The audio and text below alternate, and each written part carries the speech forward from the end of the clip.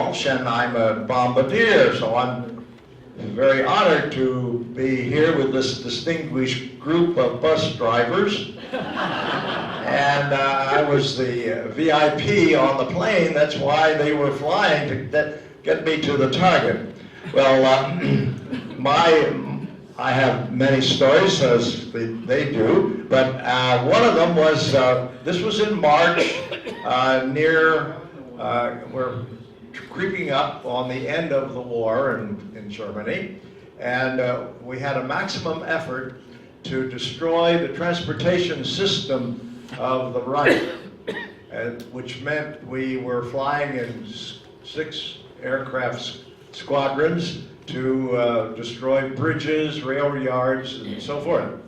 And so we were headed towards this rail yard in Germany. I was leading, and we had an escort of P-47s. Now, they also warned us when we bombed this railroad station and marshaling yard that there was a POW camp nearby, so be sure not to hit that. We had one other order, and that was you are permitted to peel off and strafe, which was quite unusual for the B-26. The last time we made a low-level run was the first time they used the B-26s from England, and all the planes were lost. They were low over Holland. But anyway, so I bombed, and we went back to the initial point, and we peeled off.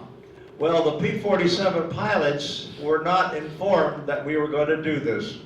And so the P-47 leader, when he saw this happening, he came on the air and he said, "Look at those big old birds. They can't do that."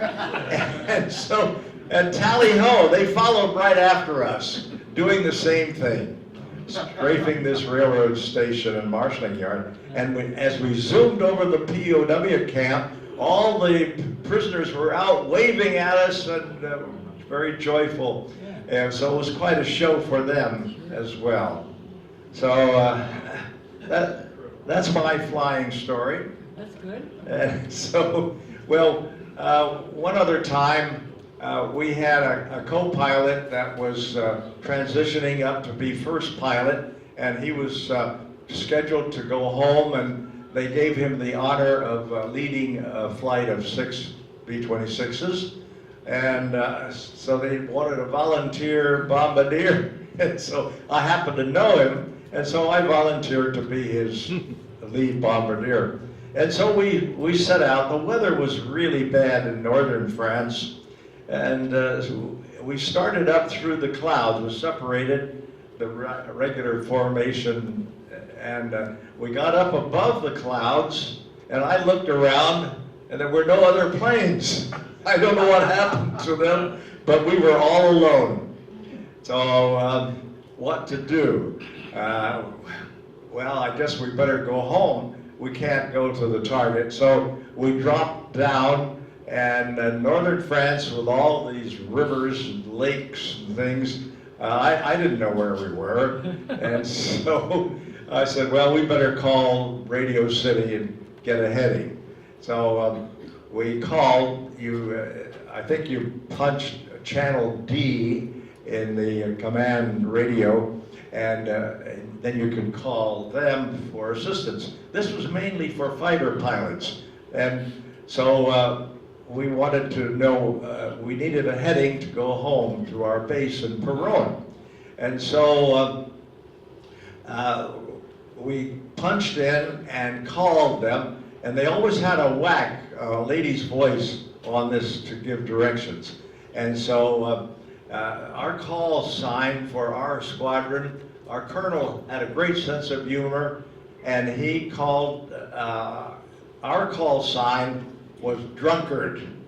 So we called and said, give us a heading to drunkard. So there a little laugh over the radio, and then give them a long count, and they would give us a heading, and we would find our way home. So that was one of the flying instances. I like to concentrate on the fun time when we moved from Hearn Air Base. Oh, before we moved from Hearn Air Base, the group flew its 100th mission. And about 4 days later, they were going to have a big party. In the meantime, there was a couple of missions, and I was on one, about the 104th mission, and we bombed and was headed back to Hearn Air Base, and the party was on, and somebody broke, as we got over the channel, somebody broke radio silence and said, we better pour the coal to these birds and get home before all the ground pounders drink all the whiskey.